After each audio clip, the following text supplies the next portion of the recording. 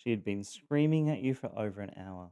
Her voice was hoarse. She'd thrown things. She had slammed doors. She'd called you names you would never repeat. And when you finally said calmly, I need to take a break from this conversation, she looked at you and said, You are scaring me right now.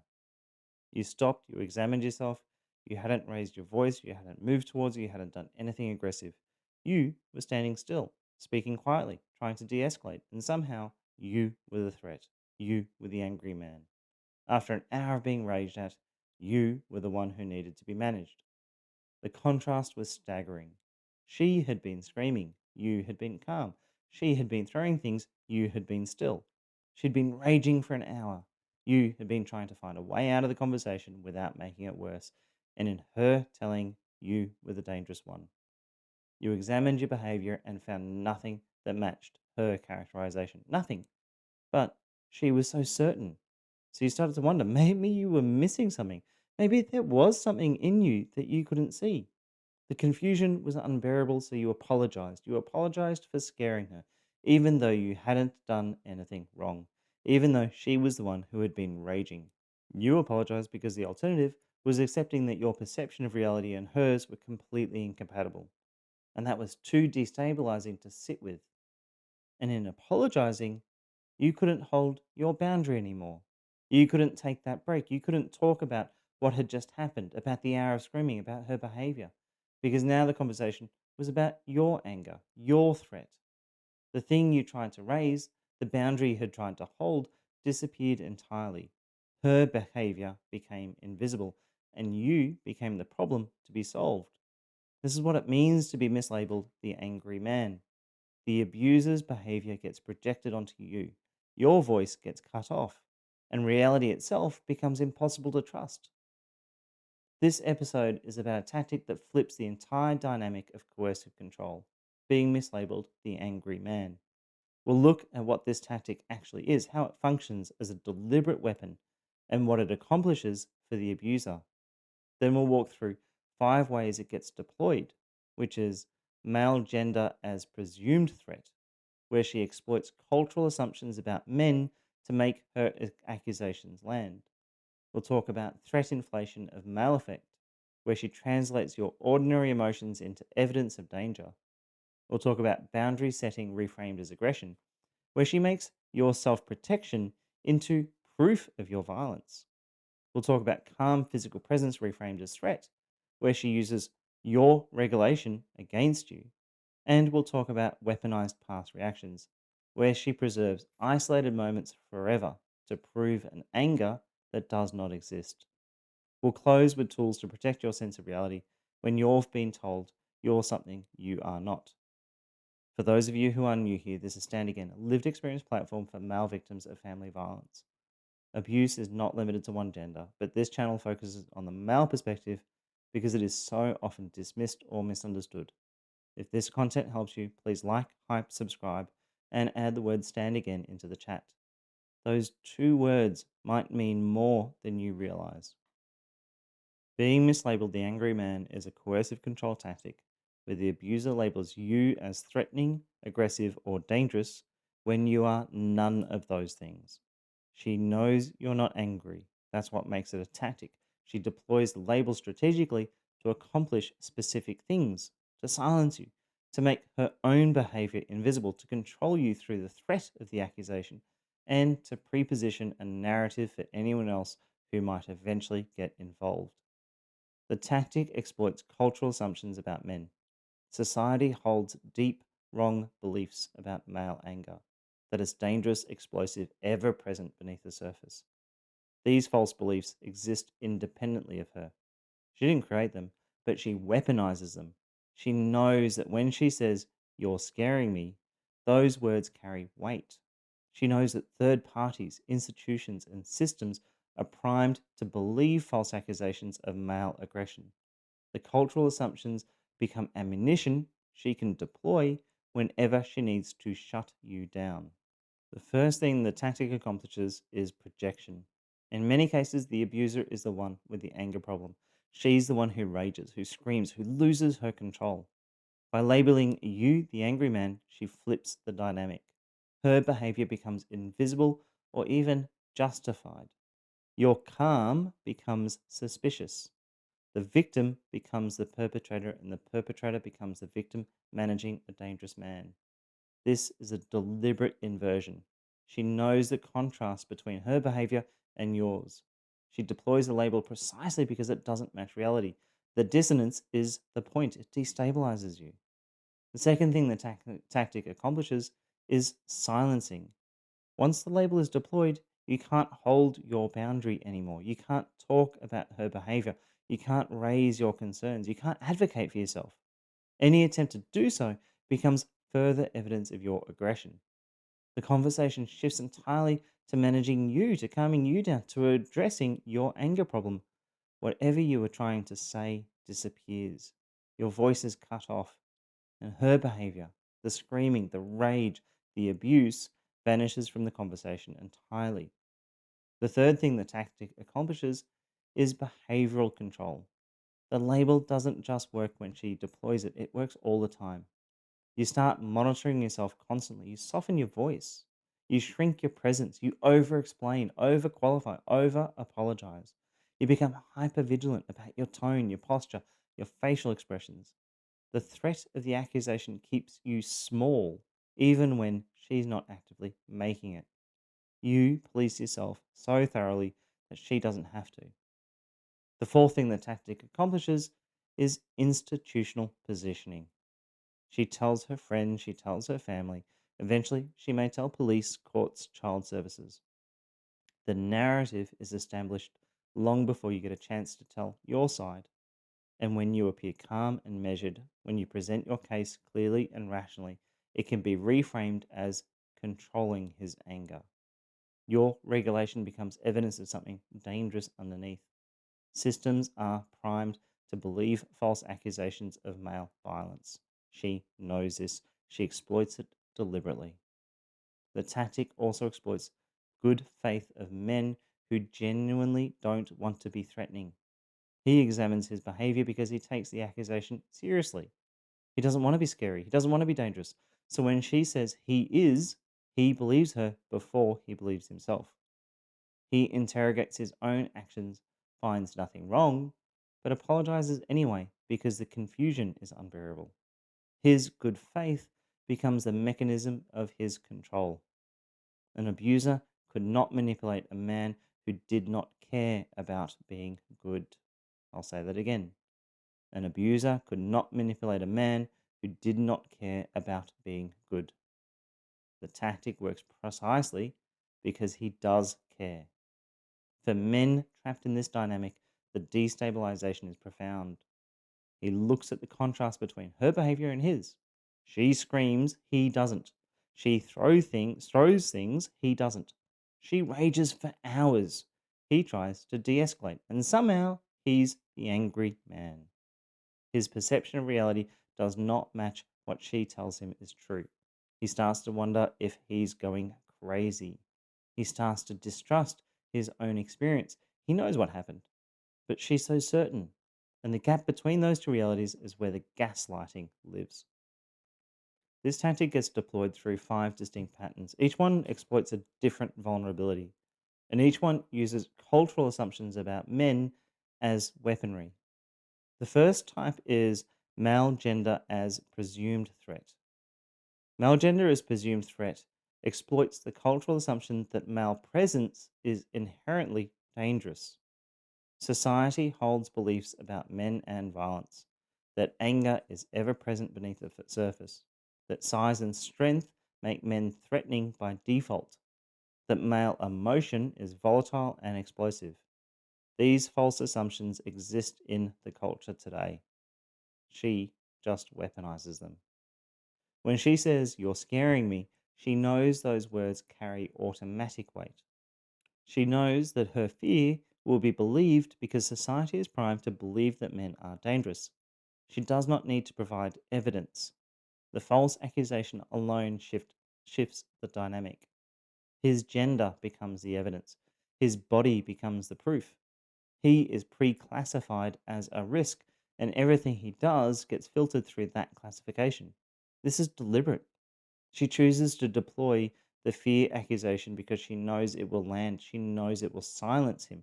She knows it will shift the focus from her behavior to his presence.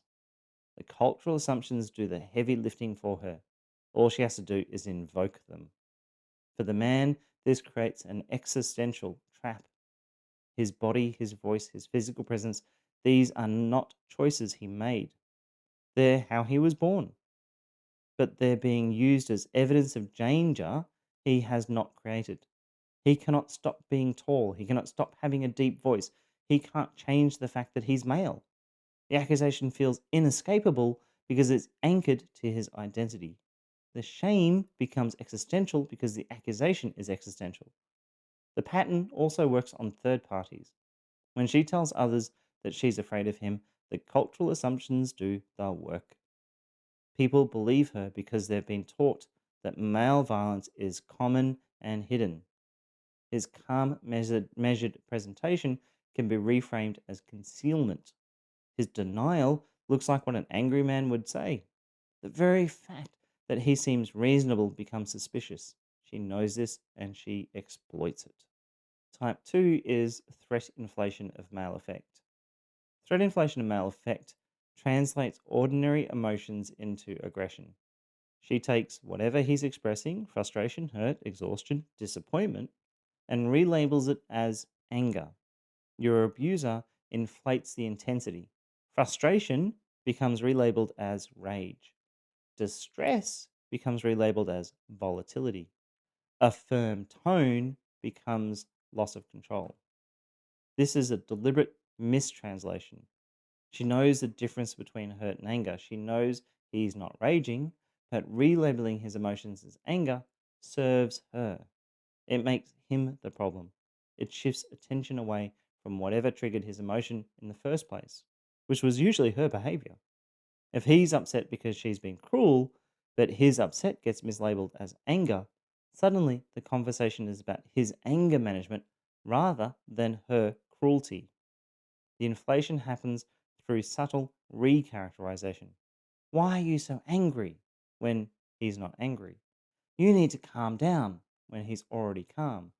I can't talk to you when you're like this, when he's speaking normally. Each time she deploys these phrases, she's reframing his emotional state into something he has to manage and apologize for. The substance of what he was saying gets lost. The conversation becomes about how he's saying it, about his tone, about his energy, about his anger. For the man, this creates a trap where emotion of any kind becomes dangerous. He learns that showing feeling worsens his position, so he suppresses. He flattens his effect. He speaks in monotone. He hides what he feels. And then he discovers that suppression doesn't protect him either, because now his calm is reframed as concealment. His emotional regulation becomes evidence of controlled rage simmering underneath. There's no emotional register that clears his name. The cumulative effect here is devastating. He stops feeling safe to have emotions at all. He loses access to his own inner world because any feeling could be weaponized. He becomes a shell of himself, hollowed out, afraid to express anything because expression has been made dangerous. She hasn't just controlled his behavior, she's colonized his inner life. The third type is boundary setting reframed as aggression. Boundary setting reframed as aggression makes self protection into proof of danger.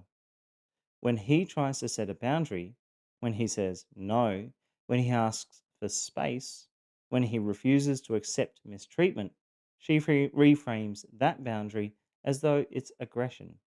The act of protecting himself becomes evidence that he's threatening. This is strategically devastating because it eliminates his ability to defend himself. A boundary, by definition, is a limit on what he will accept being done to him. But if setting a boundary is the aggression, then he can't set boundaries. He can't say no. He can't ask for respect. He can't protect himself. Any attempt to do so activates the accusation, and the conversation shifts to managing his anger rather than addressing her behavior. The reframing often targets tone.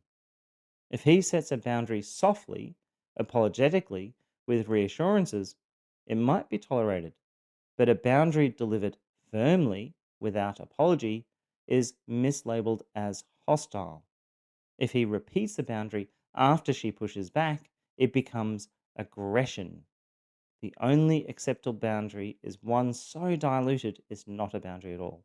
She knows this. She deliberately reframes firm boundaries as aggression to teach him that self protection is dangerous. For men who have been taught that their needs do not matter, this pattern confirms their worst fears. Boundary setting already felt transgressive. He was already uncertain about whether he had the right to want anything for himself. Her reframing confirms his suspicion that he was wrong to assert himself at all.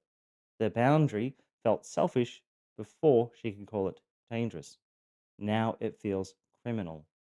And so he stops setting boundaries entirely. He stops saying no. He accepts whatever she does to him because protecting himself has been made too costly. This is how the tactic enables ongoing abuse. By making his self protection into evidence of his dangerousness, she removes his ability to defend himself. The abuse continues unopposed because every attempt to oppose it becomes further proof of his supposed anger problems. Type 4 is calm physical presence reframed as threat. Calm physical presence reframed as threat weaponizes his regulation against him. He's doing everything right. He's stationary, he's speaking quietly, he's emotionally regulated, he's not advancing, not raising his voice, not behaving aggressively in any way. And she tells him he's intimidating. She tells him his presence is threatening. She tells him she's scared. This is particularly disorientating because calm is supposed to de escalate. In normal circumstances, one person regulating helps the other person regulate. But in this dynamic, his calm becomes evidence of danger. His stillness is looming. His silence is menacing. His measured tone is controlled rage. The very behavior that should signal safety is reframed as proof of concealed violence. She deploys this when he's not giving her the reaction she wants. She's escalating, raging, trying to provoke him. He's staying calm, refusing to match her energy. And that refusal threatens her control. So she weaponizes his regulation. She makes his calm the problem. Suddenly, he has to defend his stillness, explain his quietness, justify his presence in the room. The conversation is no longer about her rage, it's about his threatening calm. This pattern creates the no win dynamic most starkly. Emotion confirms the label, calm conceals it. If he expresses feeling, he's the angry man. If he stays regulated, he's suppressing something dangerous. There is no emotional state that clears him. And the freeze response, the trauma state where his nervous system locks up because it doesn't know what's safe, gets read as admission. The very response that proves he's not aggressive is interpreted as proof that he is. He is left in a position where his body is evidence against him, regardless of what he does with it. He can't be emotional because that confirms the label. He can't be calm because that conceals it. He can't leave because that's avoidance. He can't stay because that's intimidation. Every option is guilty. The trap here is complete. Type 5 is weaponized past reactions. Weaponized past reactions preserves isolated moments and deploys them forever as proof of an enduring anger problem. At some point, after months or years of being provoked, gaslit, raged at, and pushed, he finally reacted. He raised his voice. He said something sharp. He expressed anger. That one single moment gets preserved and becomes his permanent identity. This is the reactive abuse trap. She can provoke endlessly, raid constantly, abuse him for years. None of that counts. But the one time he reacted, the one time he matched her energy, the one time he lost control after being pushed beyond human endurance, that one moment defines him forever. Her hundreds of rages disappear. His one reaction becomes who he really is. The moment gets stripped of context. Whatever provoked the reaction vanishes. Whatever she had been doing for hours or days or weeks before it, gone. What remains is just the reaction itself, preserved in isolation, presented as evidence of his true nature. Remember when you yelled at me? Remember when you slammed that door? Remember when you lost it? The context of her abuse disappears, only his response to it remains. This creates temporal entrapment. It doesn't matter how much he's changed, it doesn't matter how much work he's done, it doesn't matter how regulated he's become. The past is not allowed to stay in the past. It gets pulled forward whenever she needs it, whenever she needs to silence him, whenever she needs to win an argument, whenever she needs to establish to others that he's dangerous. The pattern is particularly cruel because his growth is used against him. If he was once reactive and is now regulated, that can be reframed as he's gotten better at hiding it. The absence of recent incidences doesn't weaken the label, it can strengthen it. He's still the angry man, he's just learned to conceal it. There's no evidence that could possibly disprove the accusation because the absence of evidence becomes evidence of concealment. For men who have genuinely worked on themselves, who have done the therapy, who have learned to regulate, who have fundamentally changed, this is a devastating tactic. The growth doesn't count, the work doesn't register. He carries a permanent verdict for a moment that may have happened years ago, stripped of all context, served as eternal proof of something he's no longer. The sentence never ends. If you're living inside this tactic, these tools are about protecting your grip on reality when someone is actively trying to distort it. The first tool here is recognizing the projection. When she calls you the angry man after she's the one raging, that's just projection. Name it for yourself. She's been screaming for an hour. I've been calm. She's projecting her behavior onto me. You don't have to say it out loud to her. Say it to her, likely will make things worse. But name it internally. Keep your grip on what actually happened. The projection works by destabilizing your reality. Naming it protects your perception. The second tool is documenting the contrast. Keep a private record or recording of what actually happened, not to build a case, though it may become useful for that later in the line, but to anchor yourself to reality. Write down what she did, write down what you did, write down the contrast. When you've been told you exploded, look at your notes. I asked a question in a normal tone. When you're told you were scary, remember I was standing still, I had my arms at my sides, my voice was level. She was the one who was throwing things at me. Documentation protects you from internalizing a version of events that doesn't match what actually happened. The third tool is finding a reality anchor. You need at least one person who sees clearly, someone who can reflect back what actually happened, someone who has witnessed the dynamic and knows you're not the person being described. This might be a friend, a family member, a therapist, or a coach like myself. The label sticks in isolation. When the only voice you hear is hers, her version of reality becomes the only one. A reality anchor breaks that monopoly.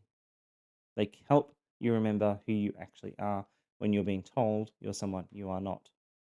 The fourth tool is understanding the no win dynamic. Once you recognize that every response confirms the label, you can stop searching for the right behavior because there isn't one. Emotion confirms the accusation, calm conceals it, withdrawal looks guilty, staying looks threatening. The problem is a framework being used to interpret you. Understanding this doesn't change how she sees you, but it stops you from twisting yourself into shapes trying to find a position that will clear you. That position does not exist. And recognizing that is the beginning of refusing to internalize her accusations.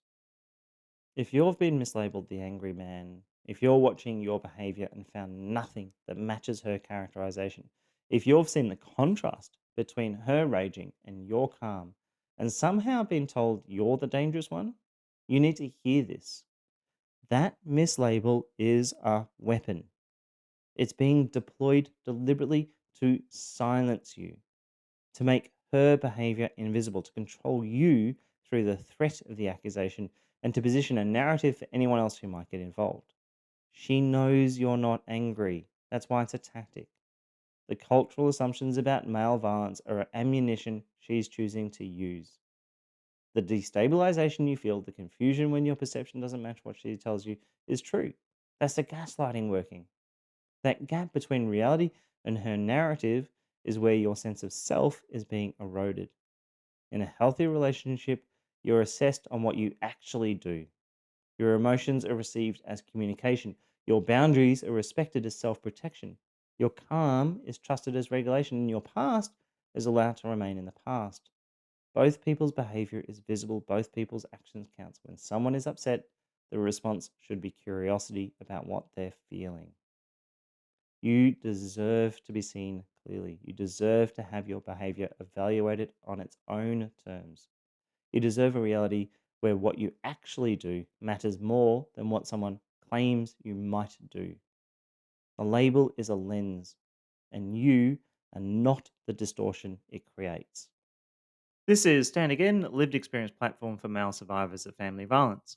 Please like, comment, and subscribe. Your voice might just help another man find his. If you're looking for one on one support, you can book coaching with a member of the Stand Again team. Simply visit standagain.com.au, where you will also find grounded information on surviving and recovering from family violence as a man. As always, remember that no matter how many times you've been knocked down, you can stand again.